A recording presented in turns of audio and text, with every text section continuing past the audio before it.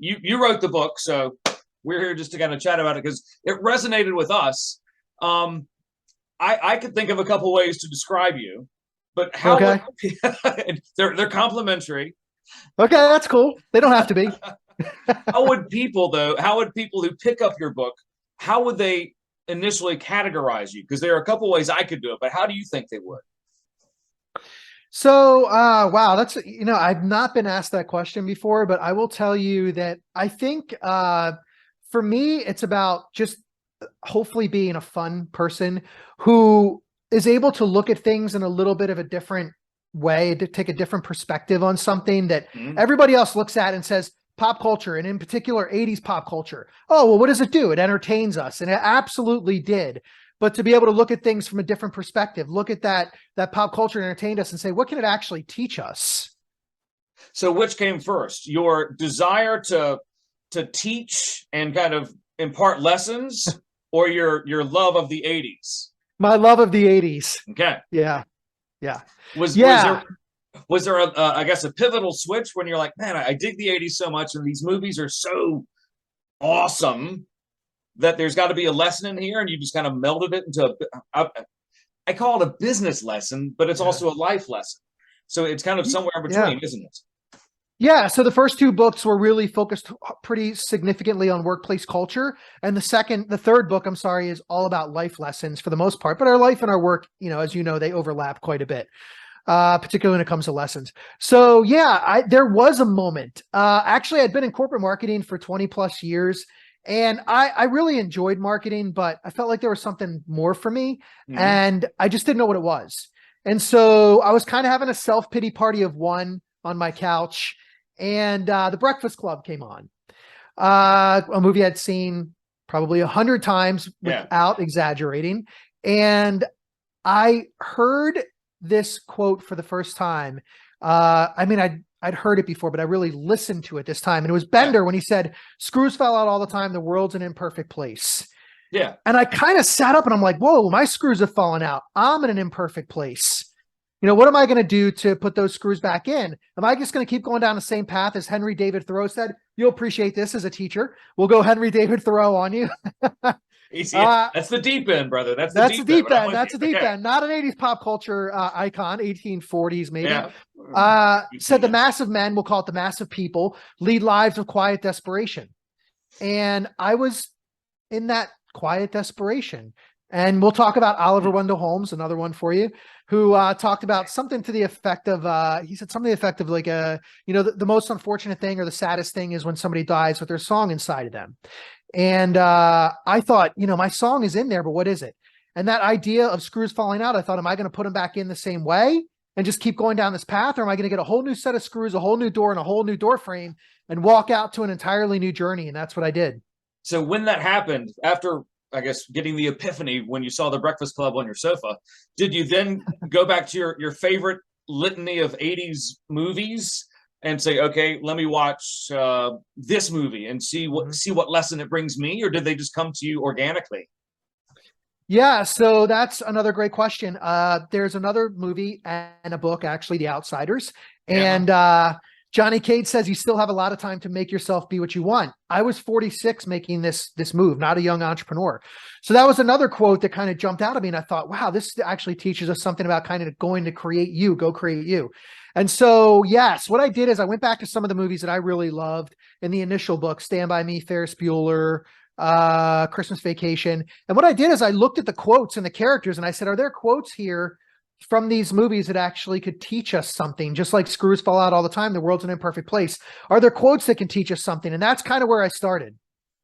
But this in this book, raised on the 80s. Yeah. And you go to a lot of movies, but you also cover a lot of music. And I'm an ex-radio guy. And that kind of resonated with me because I'm like, okay, I dig a lot of the 80s, the totality of it. Were you as well versed with 80s music as well as the movies? And it was a very easy segue?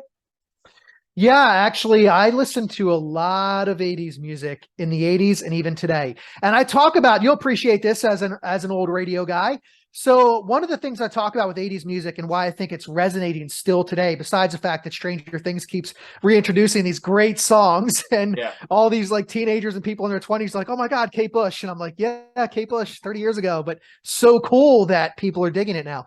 I think part of it is that if you go back and you look at the top 40 from any month of any week of any year in the 80s, take June 24th, the week of June 24th, 1985, go back, look at the top 40. And what you're going to see is Kenny Rogers next to LL Cool J, next to Depeche Mode. You see a great mix of them. Total mix next to Motley Crue, and then we'll throw in some Debbie Gibson. So here you are with all these different genres of music, but all up at the top of the charts. I don't think we ever saw anything like that before, and we certainly haven't seen it since. And I think that's what 80s music, why 80s music is still resonating today and why there are so many lessons in it. I think so. There was a period like I'll call it the 86, 87 where hair metal was huge. And it was like maybe 7 out of the top 10 were hair metal bands, but that was a period. But on the overall, the 80s, I totally agree with that because it was such a variety of music that everybody loved. It's kind of like if you were to program a mix station that really were a mix station, it would play that stuff and it wouldn't. Yeah. So listen, 100%. And the thing is, like I talk about 80s pop culture in general being kind of like a glitter bomb. Somebody took a glitter bomb, threw it against the wall, and it exploded and all these wonderful colors came out. And that was all the different genres of music and movies. And then all the innovation that was happening and the experimentation. People were still experimenting back then. They would still throw things out. I'd say that after the 80s, pop culture almost was manufactured. And in the 80s, they were kind of creating stuff and saying, here, do you like this? Tell us if you like it. And we'd say, yeah, we love it. They're like, okay, we'll make more of that. No, we don't. All right, we'll put that aside. And those were like kind of like the one-hit wonders maybe. Yeah. And that was what they were doing. They were actually allowing us, the public, to say, what do we want to see in pop culture? And yet that still exists. I mean, we could talk radio all day, but that still exists to an extent, but I get it. Yeah, a little bit. There was one quote in chapter 4 of your book. It was about Prince and Suzanne Vega. I didn't know this story. Yeah. And it wasn't, it was Luca, wasn't it? Luca. Yes. I did not know that. Can you encapsulate that story a little bit? Because it's about Suzanne Vega, kind of the folk princess to an extent of the mid to late 80s. Yep. And her story of Luca. What happened there? And how did you find this out? Yeah. So, I'm a huge Suzanne Vega fan. And so I was just going down the Suzanne Vega rabbit hole and I found this social media post from her with this note from Prince. Really? And so that started my kind of journey on this story. And the story goes that in 1987, Prince being the king of music at the time, I mean, biggest in the world in 1987, Suzanne Vega had Left of Center, I think, on the Pretty in Pink soundtrack. Yeah. And then she came out with My Name is Luca. And you really had to listen to college radio to kind of know her at the time. I was, Yeah, right. And so Prince hears this song, My Name is Luca. I live on the second floor. I'm not going to sing that or people are just going to jump off the podcast now or off the interview now. My name is Luca. I live on the second floor. And so she has this song, really serious song about child abuse.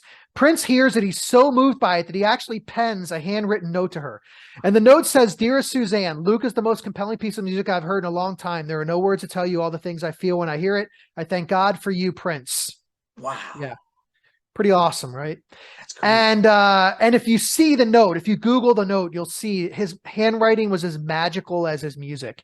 Wow. Really magical handwriting. So we know this because in 2016, when he passed away, Suzanne Vega put this out on her social media to let people know the kind of guy that Prince was behind the scenes. Yeah. We all knew him as this creator of awesome music and this great musician. But he was also a great human in terms of encouraging people. And so what he taught us with this simple handwritten note was 3 things. 1, that leaders share the stage of success. So he was on the biggest stage in the world. He saw somebody else doing something great and he said, hey, there's room on this stage for you. Rulers keep everybody below it. They get that stage of success and they're like, no, you stay down here. I don't want you sharing this spotlight with me. He brought people up. Share that stage if you're a leader. Number 2, that encouragement doesn't cost a thing. You can go out tomorrow and encourage somebody, anybody in your life that needs it. It doesn't cost you a thing to go out and encourage somebody. And the third thing he taught us was the handwritten note. It's a lost art.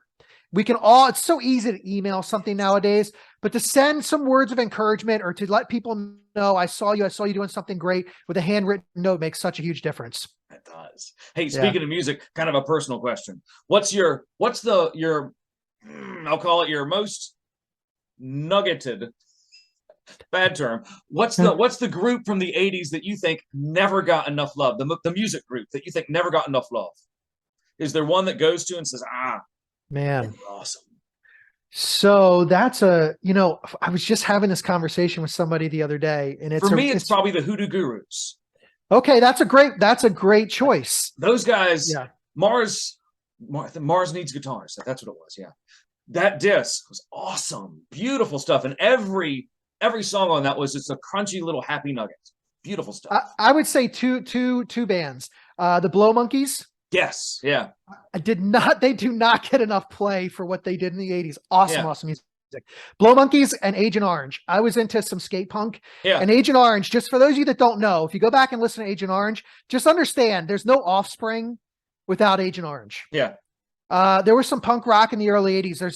There's no Green Day without Stiff Little Fingers. Yeah. And so I was really into kind of that, I wouldn't call it like the hardcore punk, more the skate punk. So I'd say Agent Orange and the Blow Monkeys. And the Blow Monkeys were not punk, by the way. They were just awesome. It was just more kind of, the Blow Monkeys were, I'll call them kind of poppy. They were just very happy.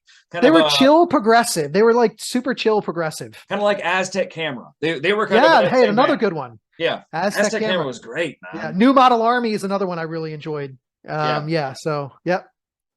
Army. Yeah. Those guys. What about a movie? In that same vein, kind of a side question. Is there a movie that maybe you've written about, maybe you haven't, that people either haven't seen enough or haven't realized the brilliance of from the 80s? Yes. Yep. So I have a few underrated 80s movies, but one in particular for me, or two in particular for me.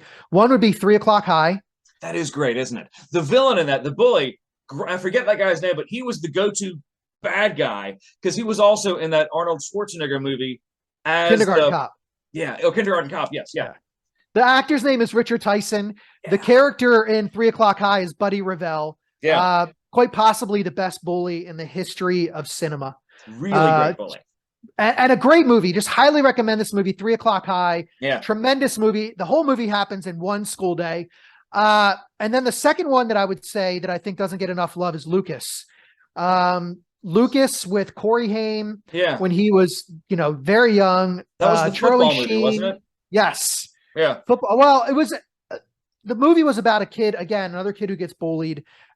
He catches butterflies. He's like into bugs and insects and stuff, and just like every 80s movie, or almost every 80s movie, there was a happy ending. And that was another thing that was great about 80s movies, that they had a lot of heart, and they typically ended up the way you wanted them to. And that's not a bad thing, by the way. We've gotten too cynical. I think it's really great when you go back and you watch 80s movies and you're like, that's the way I wanted this movie to end. Good. Yeah. That's the way it should end. And so Lucas is another one. And another one I'll throw out that I did write about actually in the third book is Vision Quest. Yes. Yeah. Vision Quest was Matthew Modine and that girl whose name I forget. Yeah, Matthew Modine. And now you're going to put me on the spot too, because I just wrote about her, of course, and I can't think of her name now. Yeah. But I will tell you the Madonna has a cameo. Yeah. And for those of you who love some Jake Ryan out there, you get another bite at the Jake Ryan apple, because he plays Matthew Modine, Loudon Swain's best friend, Cooch. Was he? Yeah. Yep. Yeah. So you get another bite at the apple before he took off from Hollywood and disappeared. Yeah. He's in the Midwest some now. My wife often brings him up as the typical alpha male that she was. Michael Schaffling. Yeah. Yep. Has a very successful woodworking business. Left Hollywood early on. But yeah, left an indelible mark with Jake Ryan, and then Cooch in Vision Quest. Highly recommend it. One of the greatest soundtracks of the 80s too, by the way. Yes, Vision Quest. That was. Yeah, that was tight. Yeah. That was a great soundtrack. Who was on that? I forget. Yeah, Journey. Yeah. Journey, Lunatic Fringe. I mentioned Madonna earlier as well. You had John Waite. So really, really great. I'm sorry, Lunatic Fringe was Red Rider. You had John Waite, Change. Just amazing soundtrack. One of the things about the 80s, every band wanted to be on a soundtrack. Unlike today, where they don't want to really be on soundtracks. Yeah. And that's another thing. Fast Times had a great soundtrack. Last American Virgin had a great soundtrack. I could go on and on. So in your book, you've got a lot of pictures with a lot of pictures with a lot of 80s classic people. Yeah. Was there one instance where you met them where it was an immediate kind of, I'll call it Kismetian experience, where something happened, where they remembered something or you brought out something? Is there an experience from the dozens upon dozens of people that you've met that are 80s icons that really sticks out in your head? Yeah. So I'll tell you one, when I was really little, and I don't have the picture, I mentioned in there that I'm still looking for the picture, Andre the Giant. I remember him, I was 10 years old, him putting his hand on my head and it literally covered almost my face. And one of the most affable, nicest human beings you could ever want to meet. Considering that he was one of the biggest stars on the planet. This was 1980 or 81. But more, if we fast forward to today, the one that I had always told myself, if I ever met him, there was something I was going to do, and I was going to see if he would react. And it was Dan Aykroyd. When I met him, Dan Aykroyd and Jim Belushi doing the Blues Brothers. Yeah, I saw in that. their Blues Brothers attire. And I always said, if I ever met Dan Aykroyd, it wouldn't be something from Ghostbusters or, you know, something typical that people might do. I was going to shake his hand, and from Spies Like Us, one of my favorite underrated comedies, Yes. I was going to shake his hand and say, "Doctor," and see if he responded. So I shook his hand and said, "Doctor," and he just smirked with those sunglasses on and said, "Doctor." And then I went to Jim Belushi, "Doctor," and he said, "Doctor." And it was just this great moment for me because I always wanted to do that. And I said, if I ever meet him, just don't forget to say "Doctor." And I didn't. So it's like Dickford. What's a Dickford? Oh. Yeah. It's such a great movie. That's another underrated one. I would tell people it's not, it doesn't get talked about as one of the great comedies of the 80s, but it is Spies Like Us. I think because it came in too close between, it came in too soon after Airplane, and it was right near that Val Kilmer film that was very spoofy. Whose name? Top Secret. Top Spy, Top Secret, something Top Secret. Yeah, I think it was Top Secret.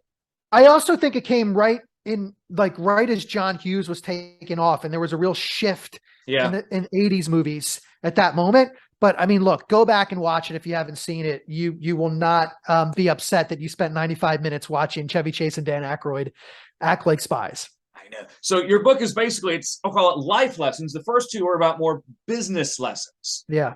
Raised on the 80s is more life lessons that anybody, I'll call them business folks and regular non-business life lessons, they can read it and dig away, even if they aren't fans of the 80s, because if they're pop culture people, they'll read it and know some of the instances and at least take away the lessons. Is that a fair way to do it for those folks who may not be down with the 80s about the book?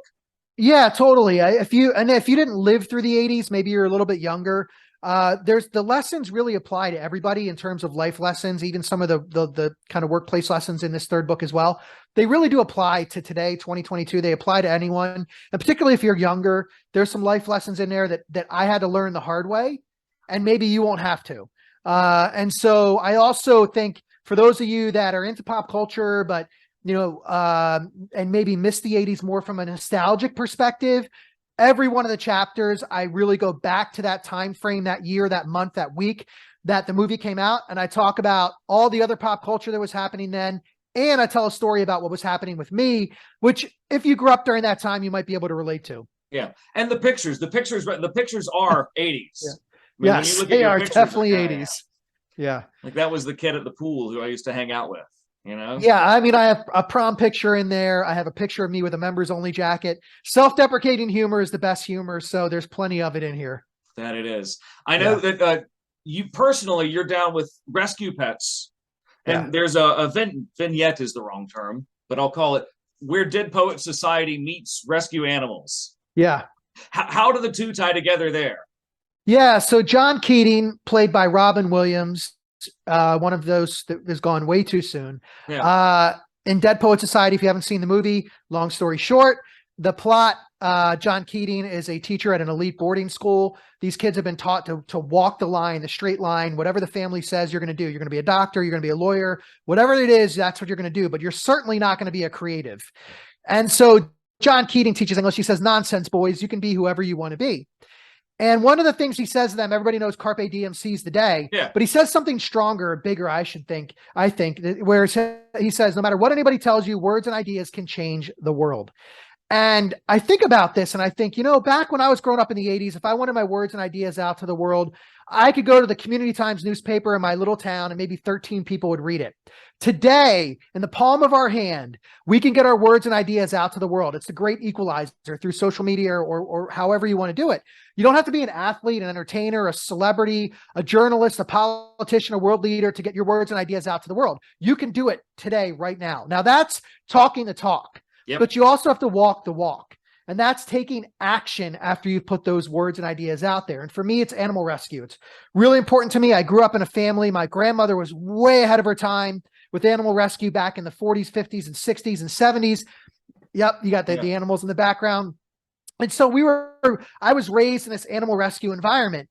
And my rescue boy, he's like at my feet right now. He's an 80-pound pit. His name is Bodie. He's named after Patrick Swayze's character in Point Break. Fantastic movie, not an 80s, but 90s, but still great movie. Bad Patrick remake, Swayze won. Yeah. What's that? I say bad idea for a remake. Yeah, bad idea for a remake. Any Patrick Swayze movie, just stop it. Let Patrick Swayze movies stay where they are. That's for a whole nother conversation. So I have Bodie. Bodie was rescued by Wonder Paul's Rescue down here in South Florida. He was found by a few cops on the street, basically dead. 3 months old, paralyzed, couldn't walk, couldn't go to the bathroom, bugs all over him, and took a couple months to heal. And then I adopted him just at the right time, August of 2020, because my life was about to change considerably.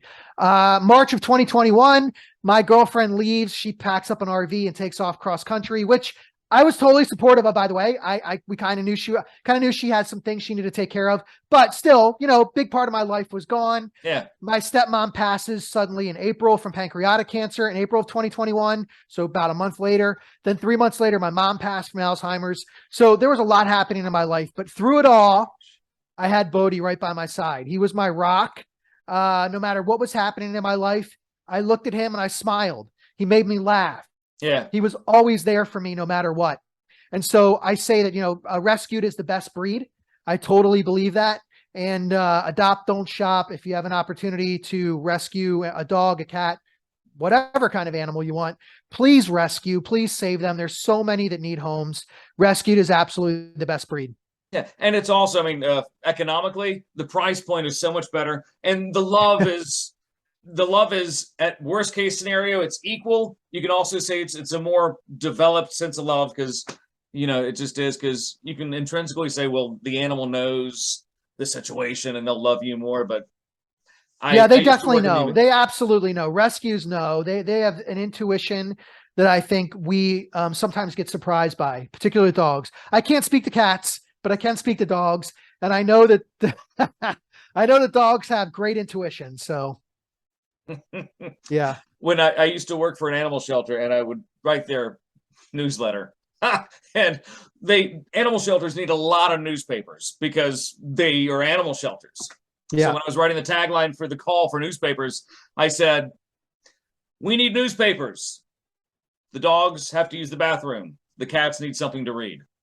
And that was, yeah. It was a little joke for the cat people and the dog people. Yeah. The cats will tell you they know how to read.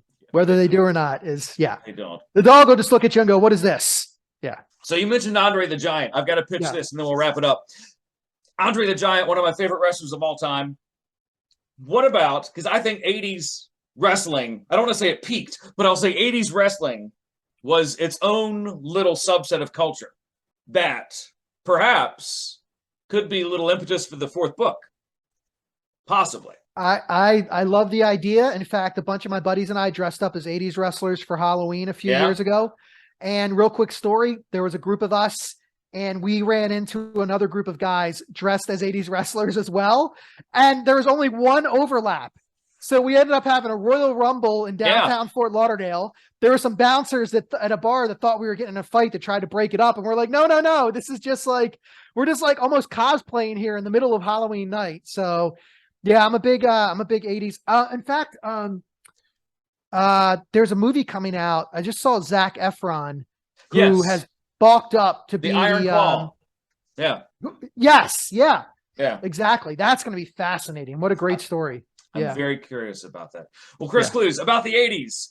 What's the one thing that maybe those people who aren't into 80s, what should they know about that decade of culture that you would like to impart upon them? Is there one takeaway?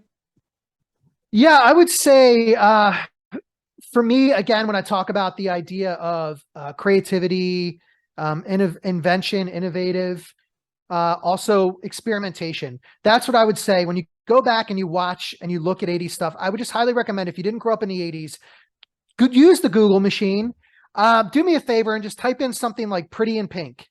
And let that take you down this rabbit hole, because it's going to take you to music. It's going to take you to movies. It's going to take you all over the place. And I think if I would tell people who were not around in the 80s, what is it about 80s pop culture? And it's really the diversity in 80s pop culture and the creativity. And what I mean by that is that there really was something for everybody. And you're an old Radiohead. If you go back and you look at the music, there was music for every single group of people in our high school. Go watch Ferris Bueller, watch them talk about all the different cliques and groups of people in an 80s high school, and you'll see it. Yeah, like Footloose too. I mean, for a Midwestern movie about not dancing, the soundtrack was top 40 heaven, because you had some urban, you had some it was just to your point.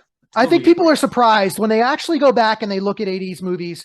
There were a lot of topics being taken head on in those movies that I don't think people realize were being taken on, but they were doing it. They were wrapping it up in a fun, entertaining way. So I think it was, you look at movies like Footloose, for example, Fast Times at Ridgemont High, Dirty Dancing, which, by the way, I've never seen, and we'll get into that at some point. It's in the book. Why I've never seen it. I know if there's women out there listening right now, they're probably like, what? How could you have not seen Dirty Dancing?